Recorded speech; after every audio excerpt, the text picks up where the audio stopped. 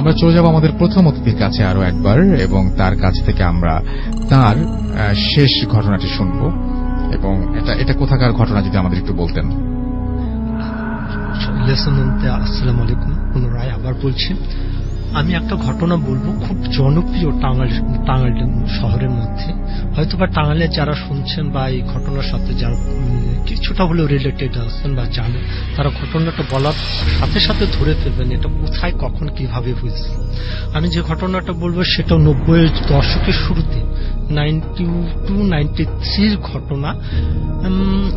একজন প্রচন্ড বুজুর্গ ব্যক্তি, যার পারিবারিক ভাবেই তারা খুব জনপ্রিয়, খুবই জনপ্রিয় এবং কি খুবই পাওয়ারফুল ফ্যামিলি।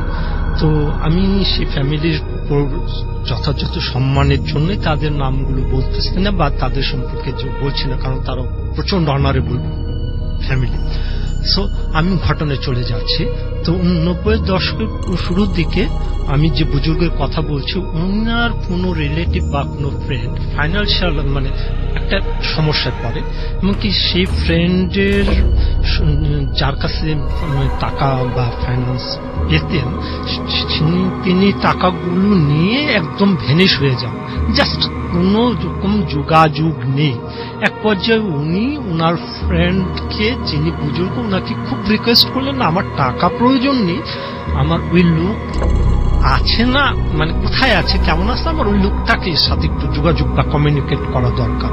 তো এই পর্যায়ে যেহেতু উনি টাকার ব্যাপারে কোনো কথা বলেন নাই, জাস্ট লোকটাকে কমিউনিকেট করতে বলছেন, তো ওই বুজুর্গ ব্যক্তি চিন্তা করলেন যে ওই লোকটার কোনো কমিউনিকেশন বা কোনো খবর পাওয়া যায় কিনা। এই অবস্থায় উনি ওই লোকের সাথে সংশ্লিষ্ট একটা জিনকে বোতলে বন্দি করে ফেললেন, একদম বন্দি যেটাকে বলে।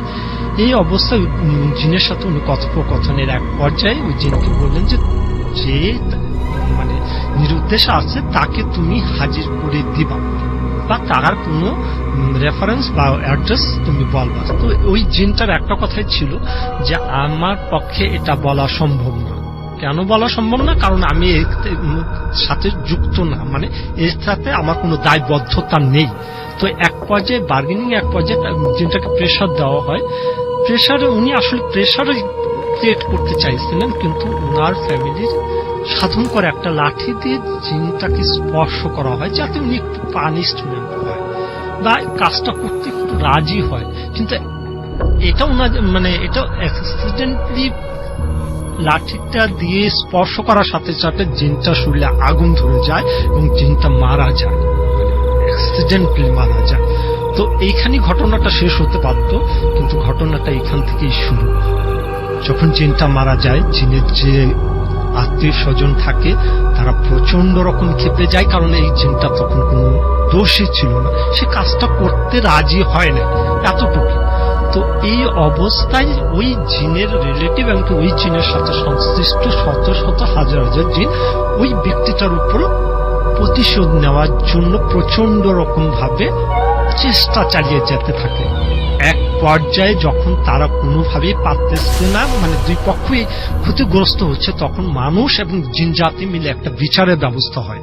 এই ঘটনাটা আমি আরেকটু ধরিয়ে দেওয়ার জন্য, যদিও আমি জানি যে এটা আমাকে এত স্পেসিফিক্যালি না বলাই ভালো, তারপরে বলছি ঘটনাটা আমাদের টাঙ্গাইলের এলাশিন কাছাকাছি অথবা সিলিমপুরের মধ্যে ঘটে, এতটুকু যথেষ্ট, বেশি বলার প্রয়োজন হবে না, যারা জানার বুঝে গেছেন। তো সিলিমপুর এলাকাতে তো সেই বিচারটা হয়। সেখানে ওই বুজুর্গের রিলেটিভ যারা এই ব্যাপারে পারদর্শী, ওইখানকার এলাকাবাসী এমনকি জিন জাতিদের মধ্যে উপস্থিতিতে একটা বিচার হয়। সে বিচারে একটা ফয়সালা হয়, হ্যাঁ ভুল হয়েছে, অ্যাক্সিডেন্ট হয়ে গেছে, অনিচ্ছাকৃত, ইচ্ছাকৃত না। তো এর বিচার হিসাবে, এর পানিশমেন্ট হিসাবে জিনের পক্ষ থেকে বলা হয় এই ব্যক্তিকে তোমরা ভেলায় ভাসিয়ে দিবে যমুনা নদীতে। তো ওই ব্যক্তির রিলেটিভ যারা এই বিষয়টা জানেন, বুঝেন, তারা বুঝে দেখলেন যে যমুনা নদীতে তাকে একা ছাড়া যাবে না, এটা তার জীবনের জন্য চরম রিস্কি। তো তারা দ্বিতীয় অপশনটাকে প্রেফার করলেন বা আলোচনা আনলেন। তখন তাকে বলা হলো আজিমপুর স্থানের কথা, আমি যতটুকু শুনছি আর কি। কিন্তু এই দ্বিতীয় অপশনটাও মানুষ মানে মানব জাতির পক্ষ থেকে মানে অতটা গ্রহণযোগ্য করা না। কিন্তু third option and last option হিসাবে বলা হলো যে ধলেশ্বরী নদী থেকে বুড়িগঙ্গা নদী, আমাদের টাঙ্গাইলের ধলেশ্বরী নদী থেকে বুড়িগঙ্গা নদী এই পর্যন্ত তাকে ভেলায় ভাসিয়ে দিতে হবে। উইদাউট সেই থাকবে, তাকে কেউ তার সাথে কেউ থাকতে পারবে না। এর মধ্যে যদি জিন জাতি কিছু করতে পারে তো পারবে, নচেত সে এই সময়ের মধ্যে এই দায় থেকে মুক্ত হয়ে যাবে। তো এক পর্যায়ে থার্ড অপশনটাকে চুজ করে নেওয়া হয়, কিন্তু কন্ডিশন দেওয়া হয় যে ওনাকে ভেলায় ভাসিয়ে দেওয়া হবে, কিন্তু ওনার রিলেটিভরা একটা জাহাজের মধ্যে বা নৌকোর মধ্যে একটা দূরত্ব, যে দূরত্বটা জিন জাতি নির্দিষ্ট করে দেয়, এই দূরত্বের মধ্যে তারা থাকতে পারবে না, এই দূরত্বে তাকে ছেড়ে দিতে হবে। এ পর্যায়ে তাকে ওই ডিসিশন অনুপাতে একদম ধলেশ্বরী নদী থেকে এলাসিন ঘাট থেকে বুড়িগঙ্গা মানে ঢাকার দিকে ভাসিয়ে দেওয়া হয়। ভাসিয়ে দেওয়ার এক পর্যায়ে তার পিছনে পিছনে নৌকা বা বজ্রা যাই বলা হয় ওইটা পাঠিয়ে দেওয়া হয়। একটা সময় দেখা যায় যে উনি চোখের আড়ালে চলে যাচ্ছে, নদীতে ভেসে উঠছে, নদীতে ডুবে যাচ্ছে, কিন্তু উনি ভেলাতেই আসবে। উনি একটা নির্দিষ্ট সময় পর্যন্ত, নির্দিষ্ট দূরত্ব পর্যন্ত, মানে ধলেশ্বরী আর বুড়িগঙ্গা নদী পর্যন্ত এইভাবে বিভিন্ন রকম পরীক্ষার মধ্যে জীবন সংশয়কর নানাবিধ পরীক্ষার মধ্যে দিয়ে তার আমল, তার আল্লাহর প্রতি চরম বিশ্বাসের মধ্যে যে টিকে যান এবং কি চরমভাবে তিনি জিন জাতির উপর একটা কর্তৃত্ব প্রতিষ্ঠা করেন এবং কি আজ পর্যন্ত তিনি মানুষের সেবা করে যাচ্ছেন। আমি দোয়া করে আল্লাহর কাছে প্রার্থনা করি আল্লাহ যেন তার হাবিবের উসিলায় ওনাকে আরো জীবিত রাখেন, ওনাকে দ্বারা মানুষের আরো কল্যাণ করার তৌফিক দান করেন। এমনকি আমি লিসনারদের কাছে আপনাদের জন্য ঘটনাটা প্রকাশ করলাম, কিন্তু আমি আল্লাহর কাছে, আল্লাহ হাবিবের কাছে মাপ চাচ্ছি জানি আমার কোনো বেয়াদবি, অনিচ্ছাকৃত কোনো ভুল ত্রুটি তিনি এবং আল্লাহ আমার হাবিব আমাকে ক্ষমা করে দেন। কিন্তু সত্য ঘটনা আমাদের জানা উচিত এবং বুজুর্গদের ঘটনা জানা উচিত, যাতে আমাদের আগ্রহটা সেদিকে ভালো হয়, ভালো কাজের আগ্রহ স্পৃহা জাগে। ধন্যবাদ। Thank you so much. এই কয়েকদিন আগে যে মানে দুটো ছবি দিয়েছিলাম এবং দেশে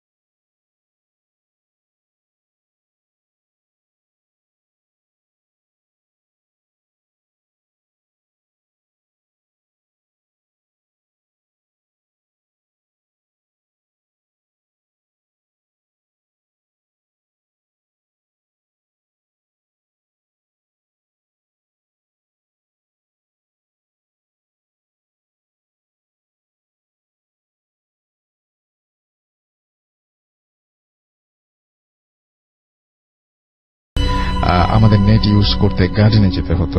কিচেনের সাথেই গার্ডেন ছিল। রাতের বেলা বাইরে ঠান্ডা হওয়ায় আমাদের নেট ইউজ করতে হলে আমরা কি করতাম, ডাইনিং এর টেবিল থেকে একটা চেয়ার নিয়ে গার্ডেনের যাওয়ার যে দরজা, সেই দরজার কাছে বসে নেট ইউজ করতাম। এবং ডাইনিং টেবিলে 5টা চেয়ার ছিল।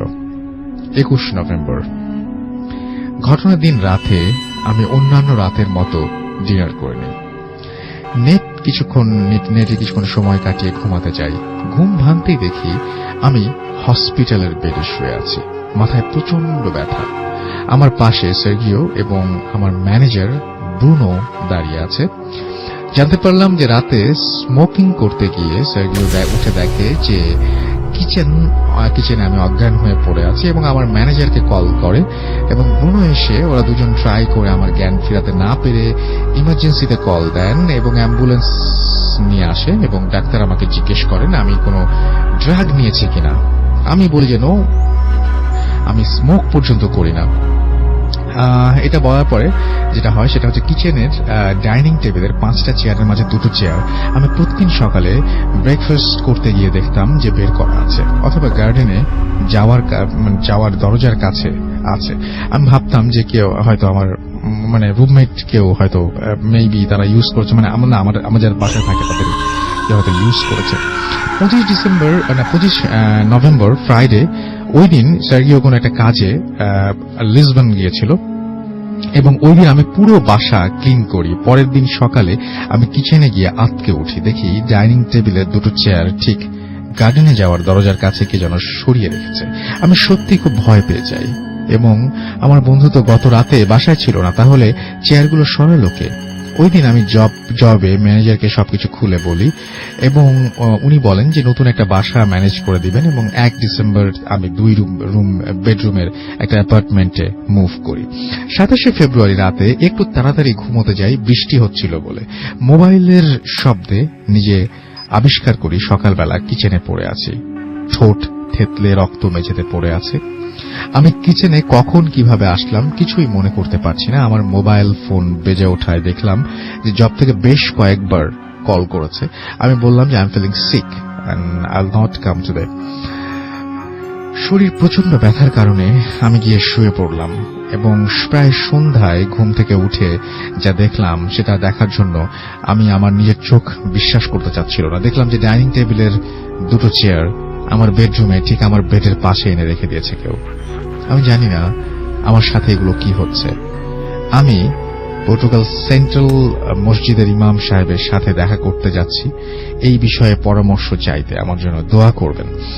এই যে আমি এই ঘটনাটা পড়লাম তার একটা উদ্দেশ্য আছে। আমাদের ভিডিও ফুর্তিতে একটা ঝামেলা ছিল, সেটা হচ্ছে আমাদের একটা স্টুডিও থেকে আরেকটা স্টুডিও, আমরা হয়তো আগে ঘটনাটা শেয়ার করেছি, দেখা যায়।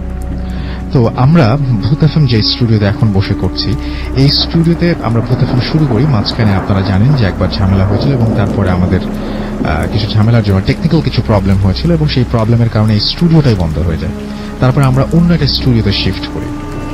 এখন সেই স্টুডিওর হাইকেন অবস্থান, এখন সেই স্টুডিও থেকে আমরা শিফট করে আবার এখানে চলে আসছি। বাট ওই স্টুডিওটা তখন ওই স্টুডিও থেকে তখন হচ্ছে আরেকটা সেকেন্ড স্টুডিও ছিল। তো ওই স্টুডিওতে আমরা মাঝে মাঝে দেখতো, আমাদের এখান থেকে এই স্টুডিওতে যারা কাজ করতেন, এই স্টুডিও থেকে ওই স্টুডিওতে দেখতেন যে চেয়ারটা একা একা দুলছে, কোনো আর্জে ভেতরে নেই, কেউই নেই, বাট চেয়ারটা দুলছে। দেখে মনে হতো যে কেউ একজন হয়তো ওই চেয়ারে বসে আছেন এবং শো করছেন এবং চেয়ারটা একা একা দুলছে, যেটা কোনোভাবেই সম্ভব না, বাট এইটা ঘটতো। ঠিক একইভাবে উনি বলছেন যে 2টো চেয়ার তার কাছে চলে আসতো। এই 2টো চেয়ারে কারা বসেন? এই 2টো চেয়ারে কেউ কি বসেন এসে তাকে অবজার্ভ করার জন্য, নাকি এই 2টো চেয়ার তিনিই চেনে নিয়ে আসেন, কি জানে। বাট কিছু একটা ঝামেলা আমি এই সমস্যাটা যেহেতু এখানে দেখতে পেয়েছিলাম, সুতরাং আমার কাছে মনে হচ্ছিল যে এই সমস্যাটাও কাছাকাছি কোনো সমস্যা হতে পারে। আপনাদের তো পোস্ট দেয়াই আছে, সেখানে আপনারা কমেন্ট করতে পারেন, আপনারা জানাতে পারেন আপনাদের। বাট এটা নিশ্চয়ই একটা অবশ্যই বড় প্রশ্ন যে কেন এরকম। যাই হোক, আমরা আবারও ঘটনায় ফিরে যাই আমাদের হৃদয় ভাইয়ের কাছে এবং আপনি সেকেন্ড যে স্টোরিটা শোনাবেন সেটা কোথাকার একটু যদি আমাদের বলতেন। খুবই রাসেল ভাই সেকেন্ড স্টোরিটা হচ্ছে খুব রিসেন্ট একটা ইনসিডেন্ট। এটা হচ্ছে আপনার গত মাসের 23 তারিখে আমরা আমাদের অফিসের কলিগ আমরা 7 জন মিলে 2টা গাড়ি করে আমরা নীলফামারীতে যাই, আমার এক কলিগের দেশের বাড়িতে। সো 24 তারিখ শুক্রবার আমরা ওখানে নীলফামারী থেকে আমরা তেঁতুলিয়া ওখানে জাস্ট ঘুরে আমরা অ্যারাউন্ড রাত্রে, খুব বেশি রাত না, গ্রাম দেশ তখন, এখন কিন্তু নীলফামারীতে আপনার রাত হলে বেশ ঠান্ডা থাকে আর কি। তো আমরা ফেরত আসার সময় নীলফামারীতে যখন নীলফামারী গ্রামটার নাম হচ্ছে আপনার কিশোরগঞ্জ। তো ওখানে আপনার গ্রামের রোডগুলো তো আপনি নিশ্চয়ই করেছেন, নোটিস করেছেন, রোডগুলো খুব ন্যারো থাকে আর কি। সো আমি গাড়িতে ছিলাম, আমার সাথে আমার 3 জন কলিগ ছিল, ড্রাইভ করছিলাম আমরা 4 জন মোট। সো আমরা গ্রামের যখন আমরা ব্যাক করতেছিলাম তখন রাত্রে 8:30 পৌনে 9টা মতন বাজে। সো দেখলাম যখন একটা স্টিলের একটা ব্রিজ, তো গ্রাম দেশে যেটা হয় যে খেতে যখন আপনার পানি টানি যায়, ওই ছোট ছোট ব্রিজ থাকে। সো ব্রিজ থেকে যখন নামলাম আমরা, নেমে আমি আমার পিছনে যে আমার অফিসের একজন ইয়ে ছিল আপনার কলিগ ছিল, আমরা দুজন নোটিস করলাম যে ঢালুতে আপনার যে মানে ক্ষেত তো আছে, ক্ষেতের পাশে আর কি শ্মশান ঘাট বলবো না, বাট ওটা কোনো একটা মানে একটা এরিয়া স্পেসিফিক্যালি ওখানে হিন্দুরা মনে হয় ওরা যখন কেউ ইয়ে করে যায় আর কি মারা যায় তখন ওরা পুরায় আর কি চিতা ইয়ে বলে। সো আমি গাড়িটা একদম স্টপ করলাম, স্টপ করে আমার যে পিছনে একজন ইয়ে ছিল কলিগ, ওর নাম হচ্ছে আপনার মহিউদ্দিন। তো ও আপনার ওর ক্যামেরাটা দিয়ে ওকে আমরা প্রথম দেখলাম যে যখন পুরাচ্ছিল, তো পুরানোটা অনেক আগের থেকে আগুন ধরেছিল, কয়েকজন লোক ছিল, মেবি ওদের ফ্যামিলি মেম্বার বা কেউ হবে। তো দেখলাম যে এক পর্যায়ে যে ডেড বডিটাকে আপনাকে বার্ন করতেছিল ওইটা মানে কেমন জানি বেন্ড হয়ে মানে ইয়ে করলো আর কি, উঠলো। তো ওইটা আমাদের কাছে একটু মানে সামথিং ভেরি আনইউজুয়াল লাগলো, কারণ আমরা আসলে জিনিসটা ব্যাপারটা আমরা কোনো সময় নিজের চোখে দেখিও নাই, আমরা কোনো সময় এটাতে ইউজ টু নাই। আচ্ছা, তো আমার অন্য কয়েকটা বললো যে হ্যাঁ হিন্দুরা যখন এরকম ডেড বডি যখন পুরায় তখন এক পর্যায়ে মানে আপনার যখন ফ্লেশ অ্যান্ড বোনস গুলো যখন বার্ন হয়ে যায় তখন ডেড বডিটা অটোমেটিকলি আপনার বেন্ড হয় আর কি। তো এই জিনিসটা জাস্ট রেকর্ডে রাখার জন্য আমার কলিগ সাথে সাথে সে তার সেলফোনটা বের করে হি টুক ফিউ স্ন্যাপস, কয়েকটা পিকচার নেয়। সো পিকচারটা নেওয়ার পরে তারপর আমরা আমাদের মতন অ্যাজ ইউজুয়াল আমরা আমাদের কলিগের বাসায় চলে আসি। রাত্রেবেলা আমরা ফ্রেশ ট্রেশ হয়ে ইয়ে করলাম, খাওয়া দাওয়া করলাম। তো ওখানে আমার যে যার বাসায় কি ওনার চাচারা ছিল, ওনাদেরকে বললাম যে আমরা আসলে এরকম ইয়ে দেখলাম চিন্তা। তো মোবাইল ফোনটা যখন বের করলাম আমার কলিগের, খুবই আমরা অবাক হলাম। তখন আমরা যে সকাল থেকে যে ঘুরে আসলাম, এত পিকচার নিলাম আমরা, সব পিকচার আছে, কিন্তু এইটার যে আসার সময় যে আমরা যে জিনিসটার পিকচারটা নিলাম যে ডেড বডিটা আপনার ইয়ে হয়ে গেল আপনার মানে বার্ন হয়ে যখন উঠে গেল, সো এই পিকচারগুলা আপনার টোটালি ব্ল্যাঙ্ক আসছে। মানে 4-5টা পিকচার না হয়েছে, পিকচারগুলো ওয়াজ দেয়ার, কিন্তু পিকচারটা পুরো ব্ল্যাক কালারের। আচ্ছা, হ্যাঁ মানে তখন তো ঠিক ছিল। হ্যাঁ, যখন আমার কলিগ পিকচার নেয় আপনি নিশ্চয়ই খেয়াল করবেন স্যামসাং এ পিকচার যখন আপনি ক্লিক করবেন তখন কিন্তু ওই পিকচারটা ছোট একটা থাম্বনেল হয়ে ডান দিকে একটা কর্নারে থাকে। তো সে কিন্তু নোটিস করছে যে পিকচারগুলো সেভ হচ্ছে, কিন্তু আমরা যখন বাসায় এসে যখন ফ্রেশ ট্রেশ হয়ে যখন আমরা তখন দেখলাম, তখন দেখলাম যে 4-5টা পিকচার আছে ঠিকই, কিন্তু আপনার ফুল ব্ল্যাঙ্ক ইমেজ।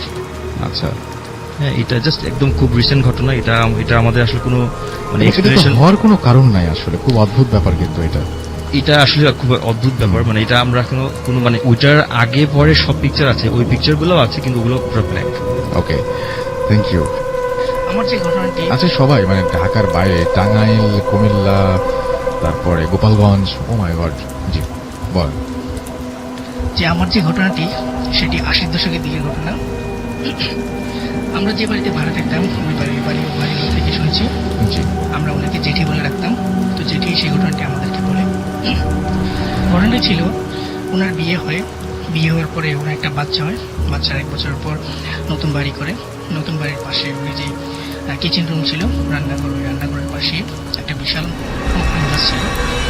তো তিনি একদিন মাগরিবের ওয়াক্তে ঘরের কাজ শেষ করে ওই জানলার পাশে বসে ভাত খাচ্ছিলেন। তিনি যখন ভাত খাচ্ছিলেন তখন তিনি একটা জিনিস অনুভব করতে পারলেন যে কেউ একজন ওই আম গাছ থেকে তাকে লক্ষ্য করছে, কিন্তু সেটা তিনি ইগনোর করে তিনি ভাত খাওয়া চালিয়ে যান। তো যাক, ওই দিন ওর মতো আর কিছু হয়নি। কিন্তু রাতের বেলায় ওনার প্রবলেম শুরু হয়। সেটা হলো ওনার রাতের বেলা পাখির ডাকে সাড়া দেওয়ার জন্য বাইর হওয়ার পর উনি একটা জিনিস চিন্তা করলেন যে ওনাকে কেউ মনে হচ্ছে অনুসরণ করছে। সেটা তিনি কিছু মনে করলেন না। তিনি আবার তার কাজ শেষ করে রুমে চলে আসেন। রুমে চলে আসার পরে তিনি আবার ফিল করলেন যে কেউ একজন তার সাথে তার রুমে প্রবেশ করে।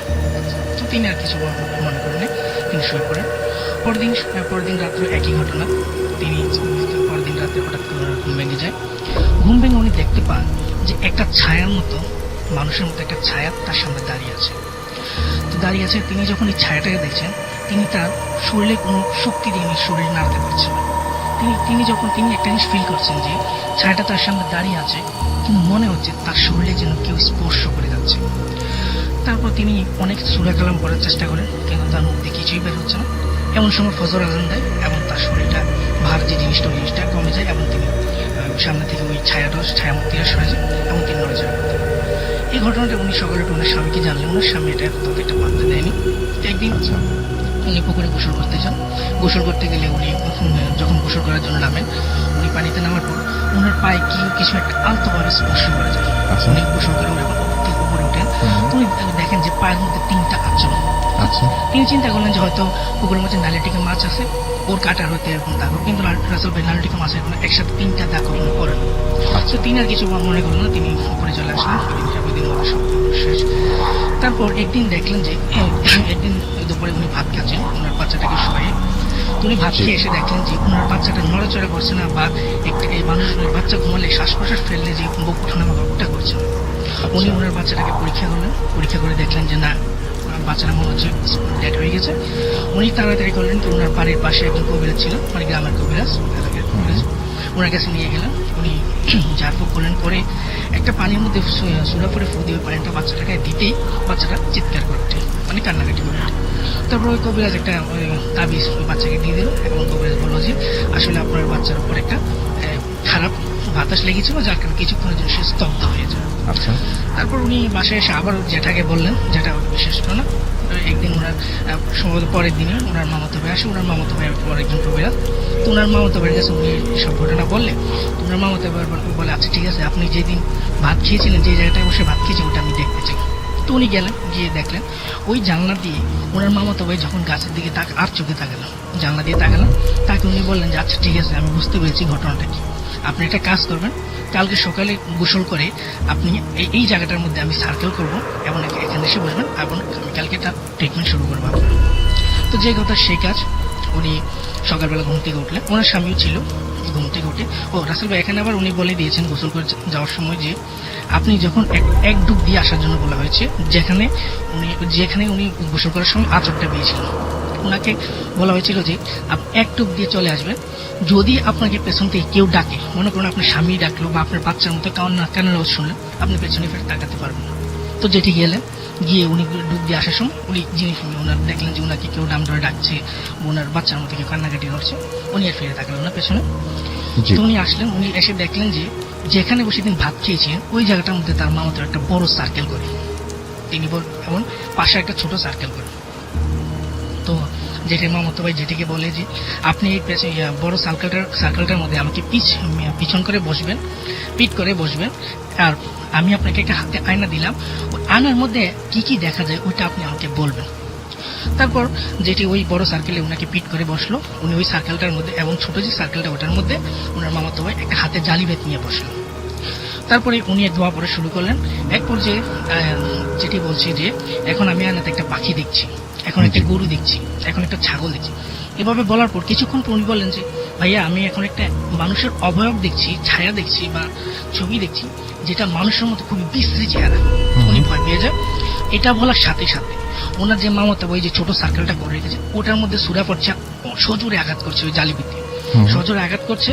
আর উনি এদিক দিয়ে বলছেন যে ভাইয়া আমি যে লোকটাকে দেখতে পাচ্ছি তার বাম চোখটা আস্তে আস্তে এটা স্ক্র্যাচ করছে, এবং আস্তে আস্তে এটা নষ্ট হয়ে যাচ্ছে, ব্লিডিং হচ্ছে। তো হচ্ছে তো উনি এইভাবে বলছেন, হঠাৎ করে তিনি বললেন যে ভাইয়া এখন ওই লোকটা চলে গেছে। এই কথাটা বলার সাথে সাথে ওনার মামাতো ভাই আঘাত করে বন্ধ করে দেয়, এমন বলে যে আপনি সার্কেল থেকে বেরিয়ে আসেন। তখন উনি কাপড় চোপড় পরে এসে ওই যে ভেজা কাপড় চেঞ্জ করে শুকনো কাপড় পরে এসে আসার পরে জ্যাঠা এবং যেটি উভয় ওনাকে জিজ্ঞাসা করে আসলে ঘটনাটা কি। বললো যে আসলে ঘটনা হচ্ছে আপনি নতুন আপনার যেহেতু একটা বাচ্চা হয়েছে, আপনি দেখতেও সুন্দর, এবং যখন মাগরিব রক্তে আপনি এখানে বসে ভাত খাচ্ছিলেন ওই গাছটার মধ্যে একটা খারাপ জিন ছিল যে আপনাকে কুনজর দেয় এবং আপনার সাথে সেই খারাপ কিছু করার চেষ্টা করে। কিন্তু যেহেতু আপনি নামাজ রোজা করেন, 5 ওয়াক্ত নামাজ পড়েন, সেই জন্য সে আপনার পাশে আসতে পারে না, বাট সে আপনার একটা ভালো ক্ষতি করার চেষ্টা করছিল, যার কারণে সে আপনার পেছনে লাগে। এবং আজকে যখন আমি আপনাকে যখন আয়নাটা দিই এবং যখন আপনি একের পর এক বলছেন, তখন সে আপনাকে কনভিন্স করার চেষ্টা করে যে আপনাকে সে ভুলানোর চেষ্টা করে যে আপনি যাতে তার চেহারাটা না বলুন। আপনি যদি সাথে সাথে কোনো একটা কিছু করতেন এবং আমি যদি আঘাত করতাম, তাহলে ওই আঘাতটা তার যে না পড়ে অন্য একটা কিছু করতো এবং সে আপনাকে ছাড়তো। আজকে যেহেতু আঘাত করার পর সে চলে গেছে, তার মানে আপনার কাছ থেকে সে টোটালি বিদায় নিয়েছে। রাসেল ভাই, এই ছিল আমার ঘটনা। থ্যাংক ইউ ভেরি মাচ আপনার ঘটনার জন্য। আমরা বেশ কিছু SMS-ও যাব এবং বেশ কিছু আমরা কমেন্টও পড়ব। তার আগে একটু বলি যে 2009-এ আমি একবার এই আমার প্রথম আমি আমার আগ্রহ জন্মায় বা আমি নিজে কিনে ফেলি শখ করে ট্যারো কার্ড আর কি। আমাদের অনেকেই আছেন যারা এই কার্ডটির নাম ঠিক মতো উচ্চারণ করতে পারেন কিনা সন্দেহ আছে, বাট এটা নিয়ে অনেক আগ্রহ এবং অনেক ধরনের অনেক কিছু রাশিফল, এটা নিয়ে অনেকের অনেক আগ্রহ, অনেক প্রশ্ন। আমাকে যদি জিজ্ঞেস করেন, আমি তো এগুলো কম বুঝি, আমি শুধু একটা কথা বলবো, সেটা হচ্ছে এরকম যে পৃথিবীতে রহস্যময় অনেক কিছু আছে সত্যি, বাট একটা জিনিস কি জানেন, যে এই সমস্ত বিষয় হরোস্কোপ, আমি এই জিনিসটা খুব সহজ করে বলি আর কি, আমি এটা বিশ্বাস করি আর কি। চলে যাবো আমাদের পরবর্তী অতিথির কাছে। আপনার নামটা বলবেন এবং তারপর আপনার ঘটনায় যাবো আমরা। হ্যালো লিসেনার্স, আমি সৌরভ বণিক, ময়মনসিংহ থেকে এসেছি। Thank you very much, Mymensingh থেকে এত দূর পর্যন্ত এসছেন, এন্ড অনেক খুশি। আমরা ঘটনায় যাই। জি অবশ্যই। শুরুতেই মাসুলকে ধন্যবাদ জানাচ্ছি আমাকে এখানে আসা সুযোগ করে দেওয়ার জন্য। আমি যে ঘটনাটা বলবো, এটা 2015 সালের জানুয়ারি ফার্স্ট উইকের দিকে ঘটনা। জি, আমার জীবনে লোমহর্ষক একটি ঘটনা বলা চলে। ফার্স্ট টাইম আমি তখন রাত্র প্রায় 10:30 বাজে আমি মোটরসাইকেল নিয়ে হালুয়াঘাটের দিকে জার্নি করতে গেছিলাম বিজনেস কাজে। তখন থেকে ফেরার পথে ফুলপুর যখন আমি আসি, ফুলপুর নামক উপজেলা, সেখানে যখন আমি আসি তখন শীতের রাত ছিল, জানুয়ারি ফার্স্ট উইক, তখন শীতের রাত ছিল। ফুলপুর থেকে তারাকান্দা উপজেলায় আসতে মাঝখানে 3 কিলোমিটার একটি হাওর নামক একটা জায়গা আছে, যেটার নাম কাটনি। এটা অনেকে কাটনি হাওর বলেই পরিচিত। জি, কাটনি হাওর নামে অনেকে চেনে। তো এই জায়গাটায় আসলে কোনো প্যারানরমাল ঘটনা পর্যন্ত ঘটেনি, কিন্তু ডাকাতির ভয় অনেক আগে থেকেই ছিল, উল্লেখযোগ্য এই জায়গাটা। আমি ফুলপুর থেকে যখন রওনা হই তখন বাজে ঠিক 9:30। টাকনি পার হওয়ার পরে এবং তারাকান্দা মাঝামাঝি ওই হাওর যে জায়গাটা, দুই পাশে ধুধু মাঠ, ওইখানে কিন্তু কোনো বাড়িঘর নেই, কোনো বাড়িঘর নেই। প্রায় 3 কিলোমিটার রাস্তায় কোনো বাড়িঘর নেই, জনবহুল নেই বলে চলে। আমি যখন রানিং করছি তো ওই রোডে কিন্তু স্পিড ব্রেকার অনেক, আর মোটরসাইকেল পিছনে বসছিলাম, তো আমাকে খেয়াল করতে হচ্ছে স্পিড ব্রেকার গুলো। আর মোটরসাইকেল গতি ছিল প্রায় 50 থেকে 60 কিলোমিটার। তো হঠাৎ করে চট করে স্পিড ব্রেকার ক্রস করতে গেলে কিন্তু প্রবলেম। আমি দূর থেকে বসে কিন্তু আমি দূরে স্পিড ব্রেকার গুলো কিন্তু লক্ষ্য করছিলাম, আর চালককে আমি সতর্ক করছিলাম যে স্পিড ব্রেকার ব্যাপারে। তো মোটামুটি 100 গজ পর্যন্ত আমার দৃষ্টি ছিল, আমার এখন মনে আছে, চোখে ভাসে যেটা। আমি যেটা দেখলাম, রাস্তার ডান দিকে, মানে রং সাইডে, ঠিক হাতের ডানে রাস্তার কাঁচা মাটির শেষ প্রান্তে ক্ষেতের দিকে মুখ করে বসে আছে একজন মানুষের মতো, মানুষ বলা চলে, ওরকম একটা কিছু, সাদা কাপড়ের ঘোমটা দেওয়া। আমি জাস্ট ফলো করতেছি দূর থেকে। তো হঠাৎ করে আমি দেখলাম যে কোনো মুভিং নেই, জাস্ট মাঠের দিকে মুভ করে বসে আছে। আমি রানিং এ আছি। এখন আমি ক্রস করে গেলাম ওকে। আমার প্রশ্ন হচ্ছে যে এখানে এত রাতের বেলায় একটা মানুষ কিভাবে বসে থাকবে, কিভাবে? সেই যদি মানুষ হতো শীতের রাতে রাত্রি 10:30টার দিকে এখানে কেন বসে থাকবে? আড্ডা দেওয়ার জন্য? This is impossible. আর 3 কিলোমিটার রাস্তা, টোটাল জায়গাটা কিন্তু কোনো বাড়িঘর নেই। আর সে যদি কোনো ডাকাত দলের সদস্য হতো, মানুষ যদি হতো, তাহলে সে যে সাদা কাপড়টা পরেছে সেটাতে অবশ্যই তার শরীরের কোনো না কোনো অংশ কিন্তু দেখা যেত। সাদা চাদর কিংবা কাপড় দিয়ে কিন্তু পুরো শরীর ঢাকা থাকা অসম্ভব। কেন? এই জন্য অসম্ভব, কারণ আপনি একটা সাদা চাদর যদি পরেন, আপনার পা তো দেখা যাবে, পায়ের জুতা তো দেখা যাবে। সেটা একটু হয়তো লম্বা চাদরে হতে পারে, সে সবাই এক ধরনের চাদর যে পরবে তার তো কোনো মানে নাই। তাই বলে আপনার পা তো টোটালটি আপনার ঢাকা, আপনি কিছুই দেখতে পাচ্ছেন না, শুধু সাদা ঘোমটা দেওয়ার মতো বসে আছে, মাঠের দিকে মুখ করে গেল। তা আমি রাতে বাসায় ফিরলাম, ফেরার পরে ব্যাপারটা আমি বাসায় জানালাম, এবং পরের দিন ওই এলাকার লোকজনদেরকে জানালাম ঘটনাটা, যে আমার সাথে এই ঘটনা ঘটছে। তারা বললো যে না, এটা তো হওয়ার কথা না, হয়তো আপনি ভুল দেখেছেন। তো তার ঠিক 1 বছর পরই ওখানে ঠিক ওই জায়গায় আমারই এক পরিচিত, তার তখন বাজে রাত্র 8টা, সে ময়মনসিংহ থেকে মোটরসাইকেল নিয়ে ফিরছিল, ওই জায়গাতেই সে এই রকম একটা ঘটনার সম্মুখীন হয়েছে। সেটা হচ্ছে যে তার মোটরসাইকেল আস্তে আস্তে ভারী হয়ে যাচ্ছিল। সে যতই গাড়ির গতি বাড়াতে চাচ্ছে, বাড়াতে পারছে না। সে ফিল করতেছে যে কেউ তার গাড়িটা পেছন থেকে টেনে ধরছে, আর সে ব্যালেন্স রাখতে পারছে না। আমাকে যেটা বললো যে তার ব্যালেন্সটা আস্তে আস্তে বামে টানছে। তা আমি কিন্তু ময়মনসিং ছিলাম রাস্তার বামে, আর সেই প্যারানর্মাল অ্যাক্টিভিটিসটা ছিল আমার ডানে। রাস্তাটা একটু খেয়াল করবেন, আমার ডানে ছিল, আর সে যখন ফেরে রং সাইড মানে তার বামে। ব্যাপারটা কিন্তু আপনি বলতে চাচ্ছেন যে একই দিকে ইয়েস, একই দিকে। সো এটা সে কিন্তু তখন কিন্তু ব্যালেন্স না রাখতে পারে, মোটরসাইকেল কিন্তু পড়ে যায়। এবং এটা মোটামুটি ওই এলাকার সবাই জানে, এই দুইটা ঘটনার ব্যাপারটা অনেকেই জানে যে এরকম এখানে সমস্যা হয়েছে। আর এখানে আরেকটা সমস্যা আছে, সেটা হচ্ছে যে আমি পরে কিছু দূরপাল্লার গাড়ি ড্রাইভারদের সাথে কথা বলছি যে এই এলাকায় দিয়ে যখন তারা রাত্রেবেলায় ক্রস করে, শীতের রাত হোক আর গরমের রাতই হোক, রাস্তা 2-3টা অনেক সময় দেখে এবং অ্যাক্সিডেন্ট হয় বেশি ওই এলাকায়। দেখা গেছে ট্রাক উল্টে খাদে পড়ে গেছে। তখন কেন খাদে পড়ছে? যে এখানে রাস্তা দেখছে, তা রাস্তা দেখছে, ওখানে ওদিকে ড্রাইভ করতে গেলি গাড়িটা উল্টে খাদে পড়ে যাচ্ছে। এই ধরনের প্রবলেম গুলো ওখানে বেশি হয় আর কি। Okay, thank you very much. Thank you, আপনাকে অনেক ধন্যবাদ। আমরা কিছু আমাদের ফেসবুক পেজ যাব, আমাদের যে রেডিও ফুর্তির পেজ সেখানে, এবং সেখানে আমরা দেখতে পাচ্ছি যে নাইম খান আমাদের সঙ্গে আছেন, এবং আমাদের সঙ্গে আছেন এমডি হৃদয় খান। এছাড়াও আমাদেরকে সেকান্দার শেখ আমাদের সঙ্গে আছেন, আমাদের সঙ্গে আছেন আরিফুর রহমান। এছাড়াও আমাদের সঙ্গে রয়েছেন তাহমিনা বিনতে সাবা। এছাড়াও আমাদের সঙ্গে আছেন নৌমি ইসলাম মৌ। এছাড়াও আমাদের সঙ্গে আছেন দেখতে পাচ্ছি রিফাত আজিম, শ্রাবন্তী আমাদের সঙ্গে আছেন, আরবিন জীবন আমাদের সঙ্গে আছেন, তন্ময় আছেন আমাদের সঙ্গে রয়েছেন দেখতে পাচ্ছি আহমেদ সুমন, এবং আমাদের সঙ্গে আছেন দেখতে পাচ্ছি এছাড়াও এমডি আলাউদ্দিন আমাদের সঙ্গে আছেন। এছাড়াও আমি দেখতে পাচ্ছি আলী ইমাম, আফসানা মিমি আমাদের সঙ্গে আছেন, এবং তিনি ওমান থেকে এই মুহূর্তে আমাদেরকে শুনছেন অ্যাপ দিয়ে ফুল ভলিউমে। থ্যাংক ইউ ভেরি মাচ আমাদের সঙ্গে থাকার জন্য। জুবায়ের আমাদের সঙ্গে আছেন দেখতে পাচ্ছি মাহমুদুল। এছাড়াও আহমেদ সুমন আমাদের সঙ্গে আছেন দেখতে পাচ্ছি মোহাম্মদ ইয়ামিন, এবং আমাদের সঙ্গে আছেন আপনারা অবশ্যই আমাদের গেস্টরা যারা আছেন তারাও কিন্তু আপনারা যে পেজে তাদের ছবি দেই সেই পেজে তারাও খোঁজেন যে কার ঘটনা কেমন লাগলো।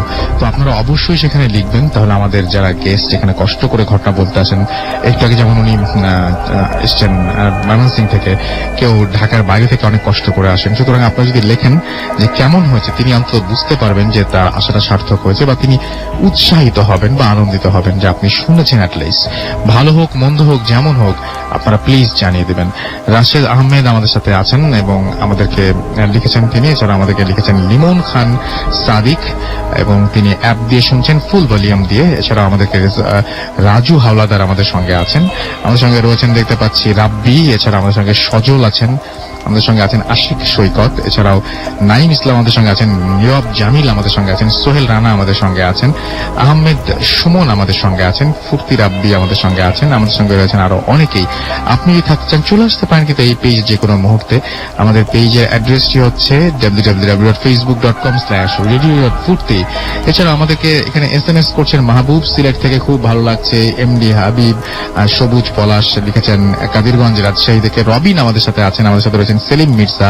এছাড়াও আমাদের সঙ্গে রয়েছে দেখতে পাচ্ছি ফাহিম আহমেদ, আমাদের সঙ্গে আছেন দেখতে পাচ্ছি সোহাগ, সামি আক্তার, রফিক আমাদের সঙ্গে আছেন গাজীপুর থেকে। এছাড়াও শরীয়তুল্লাহ আমাদের সঙ্গে আছেন দেখতে পাচ্ছি রিহাম চাঁদপুর থেকে। এছাড়াও ইমরান হোসেন আমাদের সঙ্গে আছেন, স্পর্শ আমাদের সঙ্গে আছেন, আমাদের সঙ্গে রয়েছেন দেখতে পাচ্ছি এমডি নাইম। আমরা প্রথম ব্রেকটা অনেক দেরি করে নিয়েছিলাম, সুতরাং এখন আরেকটা ব্রেক নিতে হবে এবং এরপরে আমরা আরেকটা ঘটনায় যাব। প্লিজ আমাদের সঙ্গে থাকবেন এবং রাগ করবেন না, কারণ প্রথম ব্রেকটা আমরা অনেক দেরি করে নিয়েছিলাম। সো এটা ব্রেক একটা ঘটনা পরে নিতে হচ্ছে। Stay tuned radio Foorti and don't stop the Foorti. Bhoot FM, the night comes alive with Graminphone.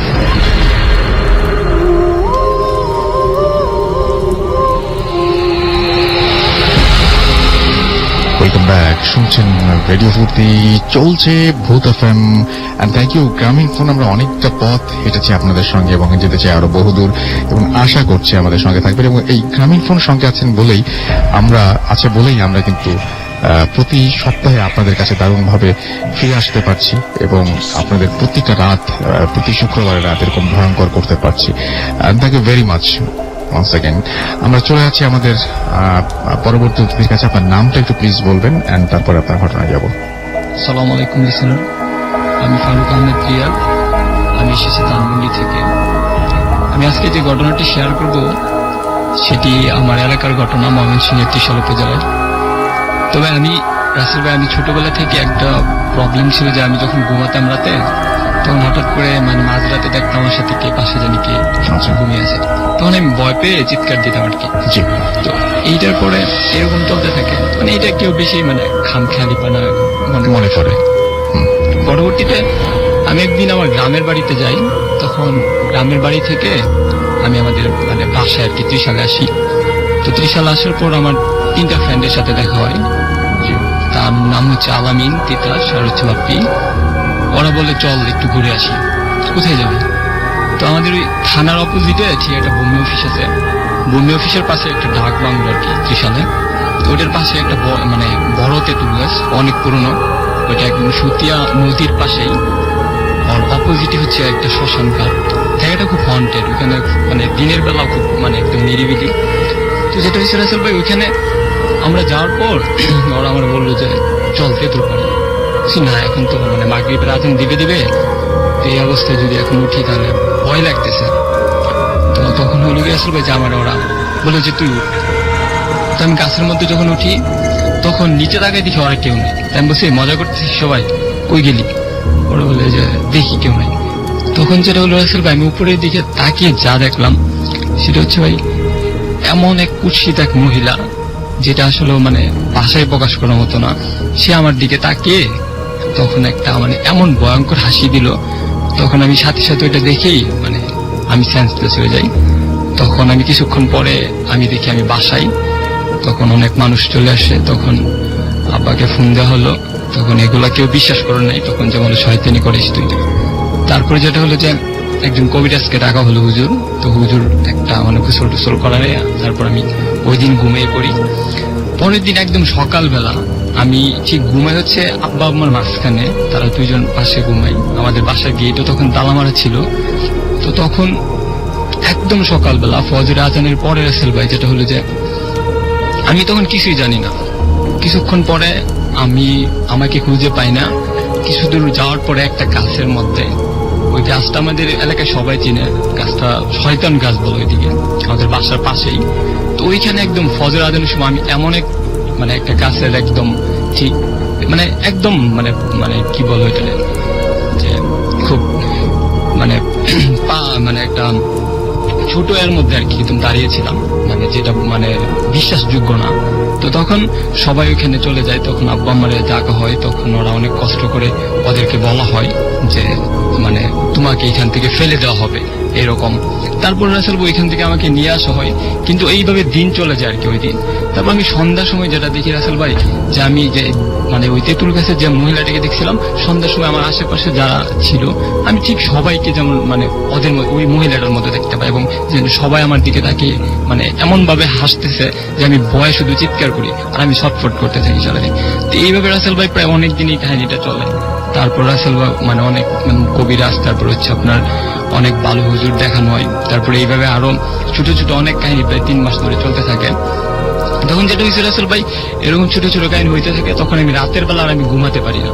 তখন আমার শরীরে এমন এক ধরনের শক্তি হয় যে 4-5 জন আমাকে ধরে রাখতে পারে না, এবং এইভাবে আমি সবাইকে শুধু ওই মহিলার মধ্যে পড়ে যাই। তখন সবাইকে আমি যেমন ওই মহিলাকে দেখতে পাই, তখন আমি খুব ভয় পাই।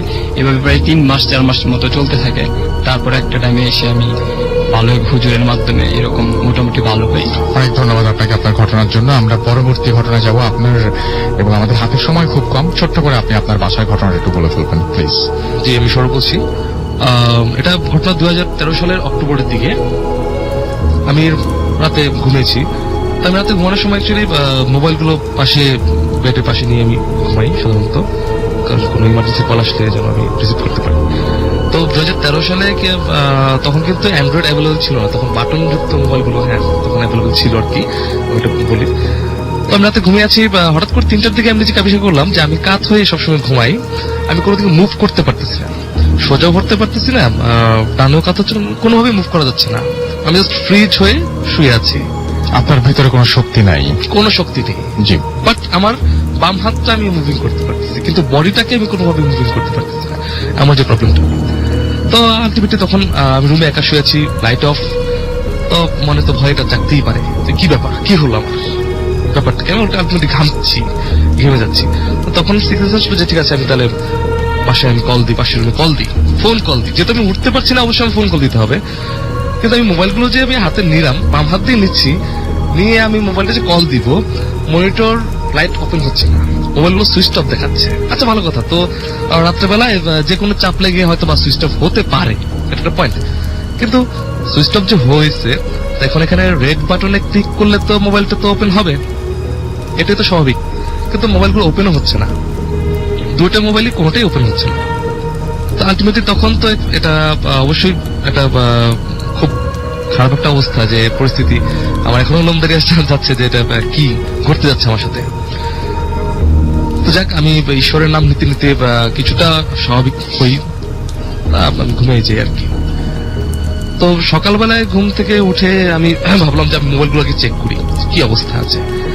তাই সকালবেলায় ফার্স্ট মোবাইল দুটোই আমি চেক করলাম, দেখলাম মোবাইল দুটোই অন আছে, দুটোটাই ঠিক অন আছে, কোনো সমস্যাই নাই, ফোন বন্ধও ছিল না। এখন এখানে আমি ফিজিওথেরাপিস্টের সাথে আমি কথা বললাম যে কোমা যেটাকে বলে, মানুষ যদি কোমা যায় তাহলে তার অবস্থাটা কি হয়। তো এখন সে বললো যে কোমায় যায় সে টোটালি ব্রেন সার্কুলেশন থেকে শুরু করে টোটাল বডিটাই ফ্রিজ হয়ে থাকে, আর কোমা গেলে কখনোই 15 মিনিট পরে সে অ্যাক্টিভ হবে না। আর মেনলি আপনি যে আপনার হাত যে মুভিং করছেন এবং আপনার ব্রেনটাকে সিক্সেসটা কাজে লাগাচ্ছেন যে আপনি ফোন করবেন, দিস ইজ দ্য ইম্পসিবল, এটা কখনোই সম্ভব না। তা আমি ভাবলাম যে না, এটা প্যারানর্মাল অ্যাক্টিভিটিস অবশ্যই, কারণ জিন বলতে তো পৃথিবীতে কিছু আছেই। তো তারপরে এটা কিন্তু ফার্স্ট ঘটনা আমার লাইফে, এটা ফার্স্ট ঘটনা, এবং তারপরে কাকনি যে ঘটনাটা ওটা সেকেন্ড ঘটনা। থ্যাংক ইউ সো মাচ আপনার ঘটনার জন্য, আপনাকে অনেক ধন্যবাদ এবং ফিরে আসবো আবার আগামী সপ্তাহে। সেই পর্যন্ত সবাই ভালো থাকবেন, সুস্থ থাকবেন, সুন্দর থাকবেন, মোস্ট ইম্পর্টেন্টলি ফুর্তি থাকবেন। আজকের মতো এখানেই শেষ করছি, টাটা।